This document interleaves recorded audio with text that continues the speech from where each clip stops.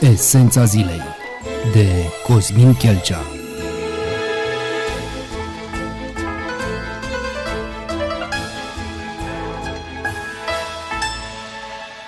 A fost odată ca niciodată un ținut mândru și bogat, binecuvântat parcă de Dumnezeu, cu munți, ape, dealuri și văi, cu râuri și mare, cu o deltă minunată, cu bogății ale subsolului pe care și azi le mai doresc străinii, cu păduri semețe din care au mai rămas câteva în picioare, scăpate poate doar din neatenția unor politicieni, căci, indiferent de doctrina lor, de 10 de ani au lăsat pădurile să se prăbușească la pământ, să părăsească glia. Au fost războaie și secetă și inundații.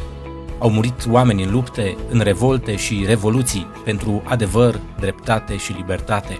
Au pierit oameni din boli și suferințe, din lipsă de spitale sau din lipsă de interes.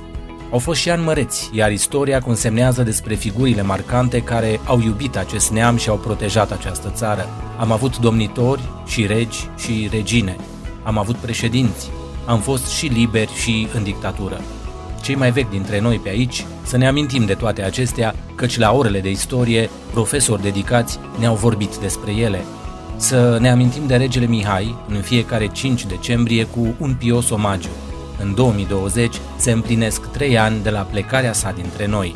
Și acum, dacă tot ne-am împrospătat memoria cu valori ale trecutului, să încercăm să nu ne dezamăgim prea tare căutând valori ale prezentului între figurile publice ale vieții politice. Avem alegeri pentru Parlament. Oricât de mult ar trâmbița partidele că s-au reformat, e suficient să privim candidații.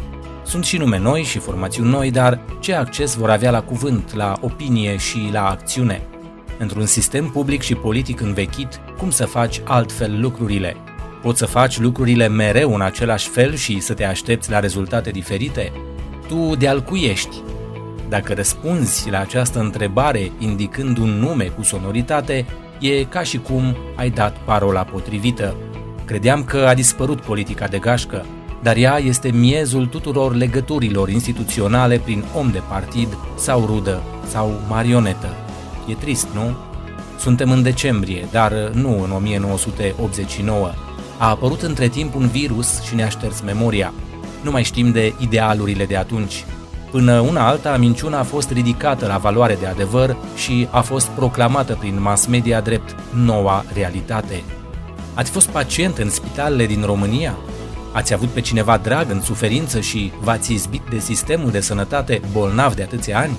Ați contribuit mereu la asigurările de sănătate și în spital ați constatat că nu mai sunt fonduri? Ați avut mereu plicul pregătit din bani împrumutați de peste tot pentru a astâmpăra buzunarele însetate ale unor medici care și-au păstrat metehnele? Dar lasă. Nu mai e timp astăzi pentru astea. Nu mai e timp pentru nimic. Nici pentru bun simț în spitale, unde dacă pacientul e trecut de 70 de ani nu mai este o prioritate. Nici pentru decență în spațiul public, pentru că acum lupta se duce prin sloganul "Scapă cine poate".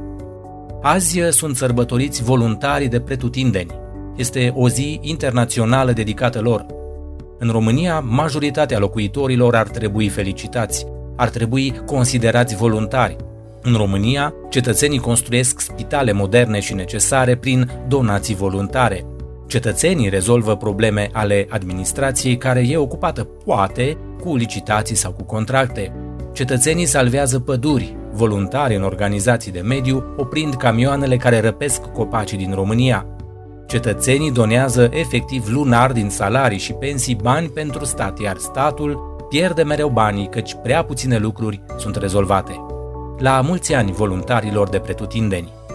Deci așa, pe 6 decembrie facem o plimbare lungă până la secția de votare, prilej cu care respirăm aer proaspăt. Cât mai mult aer să ne oxigenăm creierul. Poate știm unde să punem mai bine ștampila. Apropo, statul vă minte când vă spune că faceți un gest simbolic votând pentru Parlament. De fapt, nu e deloc simbolic. Pe 6 decembrie ne angajăm parlamentarii, cei care vor fi plătiți și din banii noștri să lucreze și pentru noi, pentru binele comun. E atât de important să știm pe cine angajăm în aceste poziții de senatori și deputați, pentru că nu prea putem să-i mai concediem dacă iar nu ne bagă în seamă și își fac tot propriile interese. Doar peste alți 4 ani ne vor chema cu mesaje să-ți ungă sufletul la urne. La noapte vine Moș Nicolae. Întreaga zi de 6 decembrie este dedicată Sfântului Nicolae, care face minuni. Va face oare și în acest an vreo minune? Nu e vorba doar despre dulciuri oferite în dar, este și despre măreția unei tradiții care are puterea să acopere toate nimicniciile făcute de suflete vândute întunericului.